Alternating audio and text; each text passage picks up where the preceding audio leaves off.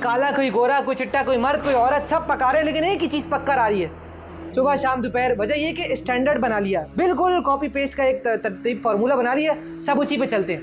तो ये एक तरीक़ा बन गया है, इंटरनेशनल मेयार जो है ना, मेयारात का एक उसूल बन चुके हैं। जो इदारे मेयारात बनाते हैं तो वो ज़्यादा अच्छे अंदाज में, बेहतर अंदाज में काम करते हैं। तो अब इसके उसूल बन चुके हैं बाकायदा, ठीक है।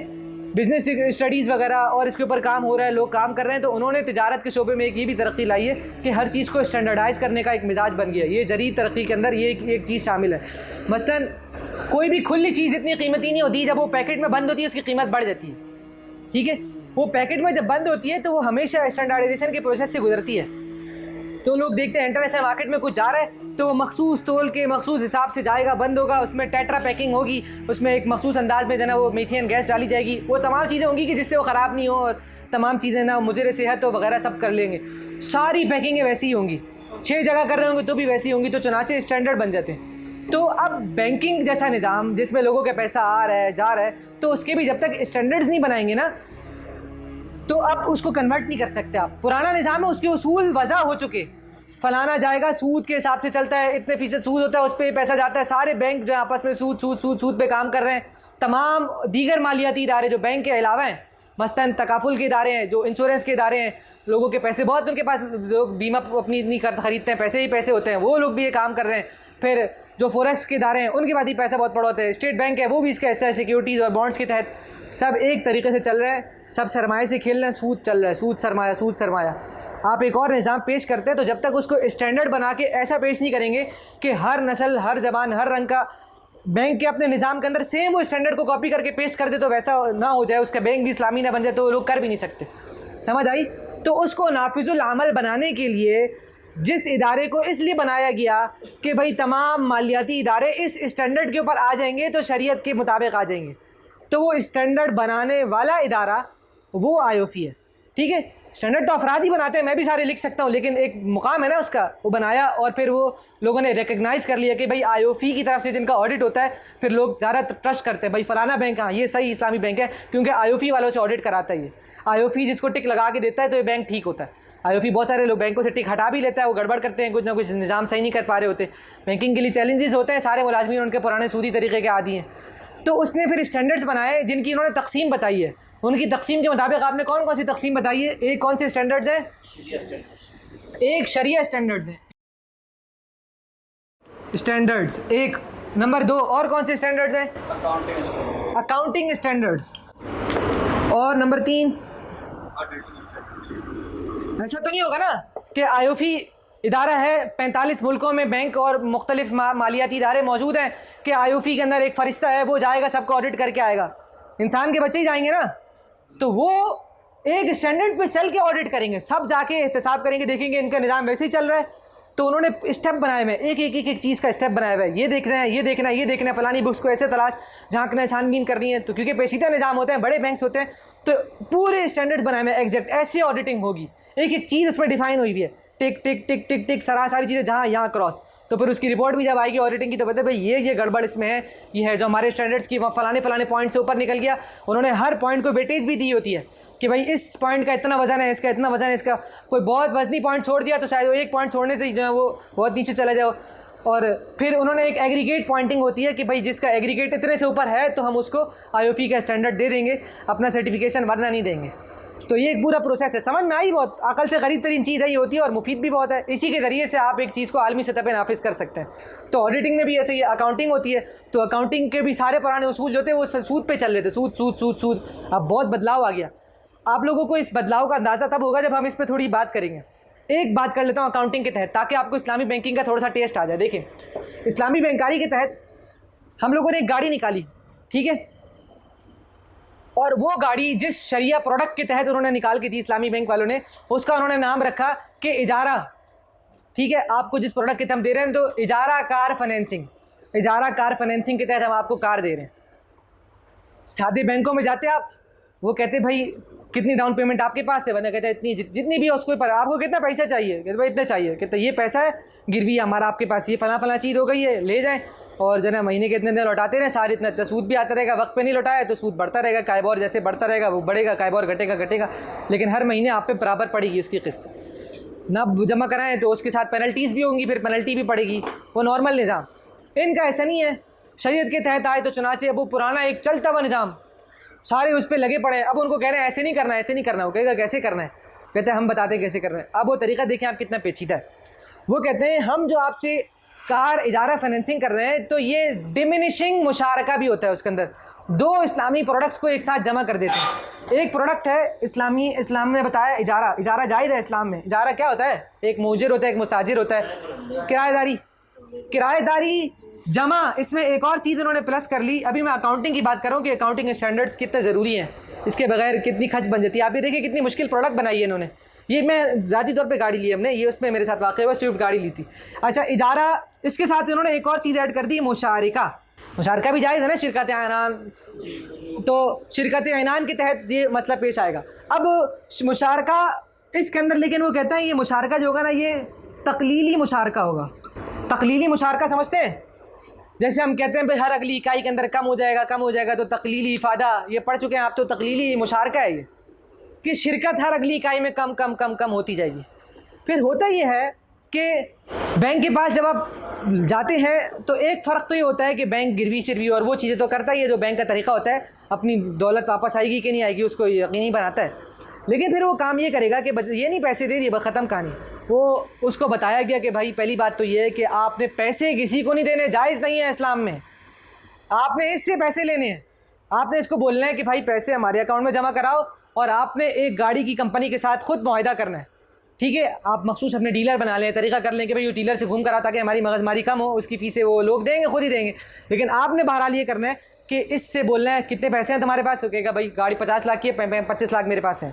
कहेगा 25 ले लो, 25 खुद डालो, गाड़ी ख़रीदो, एक चाबी अपने पास रखो, दूसरी चाबी और गाड़ी इसको पकड़ा दो। ये बैंक करेगा, इस्लामी बैंक। समझ आई बात? तो अब गाड़ी में कुछ हो जाता है कुछ, तो उसके लिए उसके उसूलों में वो शामिल कर लिया कि तकाफुल साथ कराओ। बड़ी अमली मिसाल से समझा रहा हूँ ना। 2025 यकम जनवरी को फैसल बैंक, पूरा बैंक उसने कहा हम लोग इस्लामी बन गए, हमने आईओफी के तहत आ गए। वो जो कहेगा वो वाली बातें मानेंगे, ठीक है, उससे सर्टिफिकेशन लेंगे। हमारे पास जितना सरमाएदारों का पैसा पड़ा है उसको हम इस तरीके से आईओफी के तरीके से कंट्रोल करेंगे जो वो बताएगा, यानी उसके स्टैंडर्ड्स पे आ जाएंगे। समझ में आई? अब वो आदत है बैंक के मुलाजमीन को सूद सूद सूद सूद, आता पैसा आता था देते थे, सीधा गिरवी रखते थे, काम चलता था। अब आप उसको नया सबक पढ़ा रहे हैं, ये नहीं करना। तो मैं बता रहा हूँ कितना मुश्किल सबक है, और उसको इम्प्लीमेंटेशन में हज़ारों मुलाजमीन में लगाना कितना मुश्किल है। वो ऐसे है कि आपने एक तो उनको बताया कि भाई गाड़ी देनी है, जिसको तो गाड़ी ही देनी है, पैसा नहीं देना, गाड़ी खुद खरीद के देनी है। देखिए बैंक का हेडेक बढ़ गया कि नहीं बढ़ गया, गाड़ी उसने खुद प्रोक्योर करके देनी है, यानी कि ख़रीदारी करके तक पहुँचानी है। तो ये दरमियान में उसके लिए एक आ गया ना, लांझा आ गया, आदाब आ गया। तो अब ये इस्लामी बैंकारी में लाजमी है। फिर इसके बाद उन्होंने जो प्रोडक्ट बना के दिए, ये ज़रा मुश्किल प्रोडक्ट है लेकिन ये बहुत पायदार है, इसलिए ज़्यादातर बैंक ये यूज़ करते हैं। अगरचे ज़रा मुश्किल है इसको समझना, मैं आपको ज़रा आसान से समझाऊंगा, तफसील से भी समझाऊंगा एक मौके पर। उसमें होता ये है कि पहले दिन ही ना वो बैंक ने जो 25 लाख आपको फाइनेंस किया है ना, 25 तो आपने दे दिए थे ना, बाकी 25 जो फाइनेंस किया है उसके मुनासबत से वो गाड़ी के अंदर आपको पहले तो 50% पार्टनर बनाता है, फिर अपने 50% का जो बैंक का 50% है जो आपको उसने दिया हुआ, तो वो कहता है भाई 25% गाड़ी तो 50% गाड़ी तो तुम्हारे पास हमारी है, तो आधी गाड़ी का किराया हमें दो। समझ नहीं बात? ताकि हम लोगों के पैसे भी तो हलाल हो, हमने 25 लाख ऐसे तो नहीं लगाए। तो अब वो अपने 50% यानी 25 लाख का इजारा वो भी करता है साथ, ठीक है। लेकिन साथ इसमें एक और चीज़ मर्ज कर देता है, मुशारका हुआ भी है तो 50%।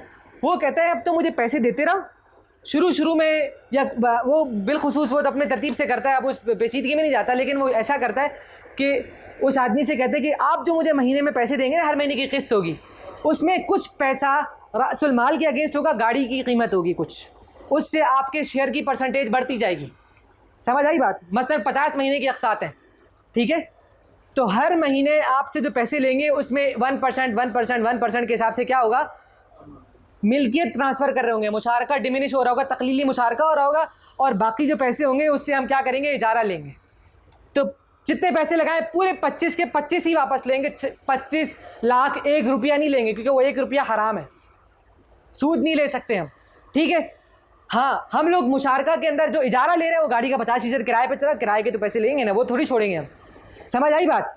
तो इस तरह करके उस प्रोडक्ट को वो लोग शरिया की हलाल प्रोडक्ट है। अब वो बड़ी कंप्लाइंट प्रोडक्ट होती है, उसका फिर वो जो बनाते हैं मुकम्मल एक शीट बना के देते हैं, एक कागज़ दे देते हैं, उस कागज़ में एंट्रियाँ लिखी होती हैं, पहले महीने की किस्त, दूसरे की किस्त, तीसरे की किस्त, वो हर एक की ना किस्त लिखी होती है, उसमें तारीख लिखी होती है और उसमें ये भी लिखा होता है कि इस किस्त में इतने रुपए असल के हैं और इतने रुपए किराया के हैं, इतने रुपए असल के, इतने रुपए किराए के। तो बैंक अपने आप को सिक्योर करता है, शुरू में कि सारे पैसे किराए के मद में ही लेता है, आखिर में किस्तों वाले लेता है, ताकि ना वो कभी मसला मसाइल बन जाए, बंदा भाग जाए, तो बैंक अपने आप को सिक्योर रखने की कोशिश करता है। बहरहाल बैंक ट्रस्टेबल इदारे होते हैं, लोग कहते हैं कोई बात नहीं, शुरू में सारा किराया, मसलन एक आदमी ने 40 किस्तें दे दी तो बहुत थोड़ी से ही उसको दौलत आई जो ना गाड़ी की ट्रांसफरशिप मिली होती है, ऑनरशिप की, बाकी सारे किराए में चले जाते हैं, लेकिन आखिर में बैंक 10 किस्तों में बराबर कर देता है। तो बैंक चूँकि बड़े ईमानदार इदारे होते हैं तो लोगों का इनका ट्रस्ट पे भी होता है, तो इस तरह चलते हैं ये। लेकिन ये कितनी मुश्किल सी प्रोडक्ट है, आसान नहीं है एक आम बैंकर को समझाना। वो भी कहेगा यार एक आम तरतीब पर चले थे, क्या लांझा लगा दिया, फिर वो तंग हो जाता है, वो कहता है कान यहाँ से यूँ करके पकड़ लिया, सही है। फिर इसी तरह उसके बड़े उसको ये पढ़ाते हैं कि भाई बैंक में ज़्यादा करंट अकाउंट खोलने हैं आपने। ये तो मैं खुद उस मीटिंग में बैठा हुआ था, वहाँ पे वो भी थे, अशरफ उस्मानी साहब थे और बड़े मतलब उलमा थे जो बैंकों के अंदर होते हैं, तो वो कह रहे थे कि इस पर क्रैकडाउन करना चाहिए कि बैंकर अपने जना खातादारों को बोलता है कि भाई करंट अकाउंट खोलें, ये यूँ कान की मिसालें देते हैं कि ये सब सूद है, सब हराम है। ये वैसे खुद इस्लामी बैंक का मुलाजिम है, लेकिन क्या कहता है, हम जो पैसे दे रहे हैं आपको वो क्या है, वो सूद, ये बस नाम बदल के दे रहे हैं, प्रॉफिट बोल रहे हैं और ये नाम बदल रहे हैं, ठीक है। क्योंकि उनको ऊपर से बताते हैं, बोल दिए क्या होता है, ज़्यादा करंट अकाउंट खोलो, क्योंकि करंट अकाउंट में पैसा कुछ नहीं देना, जो कमाई होगी सब जेब में आएगी बैंक की, और अगर सेविंग अकाउंट खुल गया तो लाजिमी बात है उसको भी जाएंगे ना पैसे, तो मुफ्त का खर्चा क्यों पाल, तो करंट अकाउंट खोलो, तो उसको पता ज़्यादा बोनस उसमें मिलता है, तो उसके लिए वो झूठ भी बोलता है।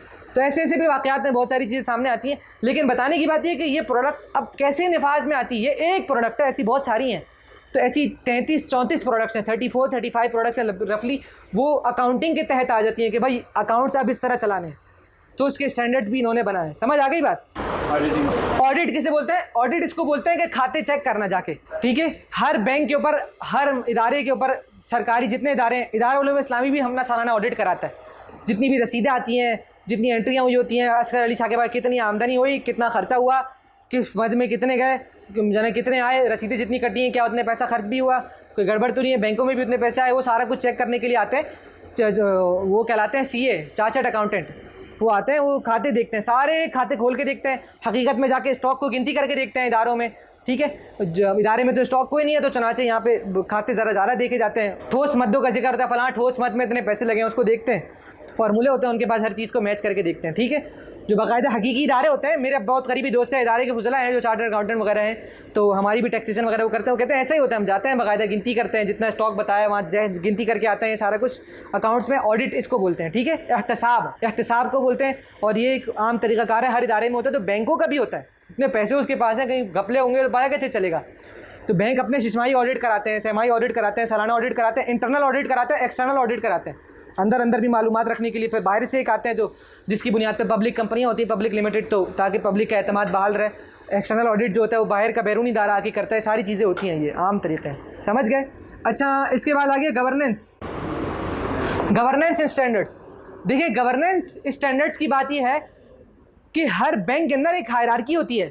एक बैंक के जो ना ऑनर्स होते हैं, ठीक है, जिनके पास ज़्यादा पैसा होता है, फिर उसके बाद उसके बहुत सारे शेयर्स पब्लिक होती है कंपनी, तो उसके बाजार हिस्स में स्टॉक मार्केट में पब्लिक वालों के पास होते हैं, बोर्ड ऑफ डायरेक्टर्स होता है, उसमें बैंक के जो इंतज़ामिया भी वहाँ से होती है, बैंक की मुकन्ना भी वहाँ पे होती है, तो उसके तहत इदारे चल रहे होते हैं। तो अब बैंक के अंदर जो ऊपर कवानीन बनाए गए हैं, क्या वो निफाज हो भी रहा है उनका या नहीं हो रहा। तो अब शरिया स्टैंडर्ड्स के निफाज के लिए बाकायदा अलग से गवर्नेंस होती है, ठीक है, बाकायदा तौर पे लोगों की नौकरी होती है। भाई जैसे हमारे पीछे उस्ताद भी थे, अभी क्या नाम है इनका, समीउल्लाह दाऊद साहब, अब ये गवर्नेंस के लोग हैं, अभी गवर्नेंस पे चले गए वो। तो चुनाचे वो एक बैंकों में जाके ऑडिट करके आते हैं, जाके देख कर आते हैं भाई यहाँ क्या हो रहा है और कैसे निज़ाम किताब हो रहा है, बातचीत लोग कैसे कर रहे हैं, बिल्कुल आम सतह पे। पहले वो हेड ऑफिस में बैठते थे, वहाँ पे उनका ये काम था कि बैंकरों के फ़ोन आते थे, सर जी फलानी शरिया प्रोडक्ट समझ नहीं आ रही है, क्या है, ग्राहक को कैसे समझाएं, हमें खुद ही समझ नहीं आ रही, नहीं आती लोगों को समझ में, पेचीदे शरिया प्रोडक्ट्स हैं, क्योंकि इस बैकग्राउंड से तो होते नहीं है। तो एक को समझाना, फिर वहाँ पे वही वाली प्रोडक्ट चल रही है या नहीं चल रही है, तो उसके लिए एक पूरा निज़ाम है, उसके उन्होंने तरीक़े और उसूल बना दिए जिसके मुताबिक गवर्नेंस होगी। जाएगा बंदा, चेक करेगा और देखेगा कि भाई शरिया का निज़ाम बराबर चल रहा है या नहीं चल रहा है। ये ऑडिट के अलावा होता है, ये मुस्तकिल बुनियादों पर होता है। रोज़ाना गवर्नेंस डिपार्टमेंट के लोग जो होते हैं वो मुस्तकिल मुख्तलिफ बैंकों में जाते हैं और उनकी ऑडिट शीट है तो वहीं पर सेंट्रल डेटाबेस में होती है, वहाँ पर चेक करते हैं, जिससे वो हिसाब लगाते हैं कि भाई ये शरिया पे चल रहा है या नहीं चल रहा। एक और भी होता है इथिकल स्टैंडर्ड्स, उसको बोलते हैं। इथिकल स्टैंडर्ड्स के तहत आ जाते हैं अखलाकी। तो अखलाक़ी में यह है कि भाई बैंक में पर्दा हो रहा है, ख़वातीन तो नहीं बैठी हुई हैं बेपर्दा किस्म की, और मर्दों को जो है क्या नाम है नवाज़ के औकात में छुट्टी दी जा रही है। बैंक में कहीं तस्वीरें वगैरह तो हैं, उसकी तस्वीरों में इश्तिहार में कम अज़ कम जनाना तो पे है ही कि जनाना तो तस्वीरें नहीं आ रही हैं। इस तरह की चीज़ें जो होती हैं वो शरीयत स्टैंडर्ड में अखलाकियात के तहत आती हैं, उसको भी ये देखते हैं। तो ये उन्होंने 5 कैटेगरीज बनाई हैं, हर एक पे बहुत तफसील है, हर एक की गिनतियाँ अलग अलग अलग अलग पॉइंट्स लिखे हुए हैं। जब एक आदमी इस्लामी बैंकिंग पढ़ने के लिए जाता है, जिसमें बहुत सारे लोगों को शायद आप में भी शौक़ पैदा हुआ हो या पहले आया हो और अब उतर चुका हो, तो उसमें ये चीज़ें सारी बताते हैं, क्योंकि इन्हीं के ज़रिए से बैंकिंग में इस्लाम आएगा ना। वो सारे एक एक स्टैंडर्ड को पूरा तफसील से जिक्र करते हैं। ये वो इदारा है कि जो बस उनको एक जगह बेहतरीन अंदाज में जमा करता है, मेंटेन करता है और फिर सर्टिफिकेट्स का इजरा करता है उन बैंक्स को जो इनको पूरा करते हैं। तो एक सेंट्रल इदारा है, ये काम कर रहा है सारा, और ज़्यादातर NGO है। पैसा कमाना इसका मकसद नहीं है, ये अरब हुकूमतों ने इस पर अपनी जेब से पैसा डाला है, पैसा बहुत है उनके पास। बिस्मिल्लाहिर्रहमानिर्रहीम। हमारा जो टॉपिक था वो आयोफी जो ये इदारा है इसके ऊपर तहकीक था।